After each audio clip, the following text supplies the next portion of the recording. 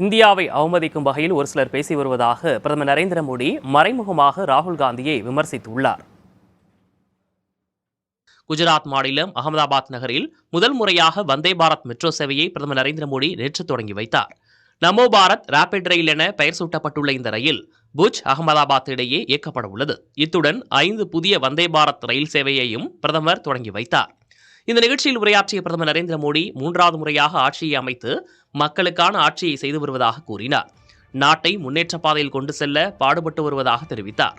ஆனால் வெறுப்புணர்வு மற்றும் எதிர்மறை எண்ணம் நிறைந்த சிலர் இந்தியாவை பிளவுபடுத்தும் நோக்குடன் தேசியத்தின் ஒற்றுமை மற்றும் ஒருமைப்பாட்டை குறிவைத்து பேசி வருவதாக பிரதமர் குறிப்பிட்டார். நாட்டை அவமதிக்கும் வகையில் தங்கள் வாய்ப்புகளை ஒரு சிலர் பயன்படுத்திக் கொள்வதாகவும் ஒரு தரப்பினரை திருப்திப்படுத்த எந்த எல்லைக்கும் அவர்கள் செல்வதாக பிரதமர் மோடி ராகுல் காந்தியை மறைமுகமாக சாடினார். அமெரிக்காவில் நிகழ்ச்சி ஒன்றில் பேசியிருந்த ராகுல் காந்தி, இந்தியாவில் பாகுபாடற்ற நிலை உருவாகும் போது இடஒதுக்கீட்டை ரத்து செய்வது குறித்து காங்கிரஸ் சிந்திக்கும். தற்போது அந்த நிலை இல்லை என தெரிவித்திருந்தார். இந்த நிகழ்ச்சியில் அவர் பேசிய உரைக்கு பாஜக தலைவர்கள் கண்டனங்களை தெரிவித்து வந்த நிலையில் தற்போது பிரதமரும் எதிர்வினை ஆற்றியுள்ளார்.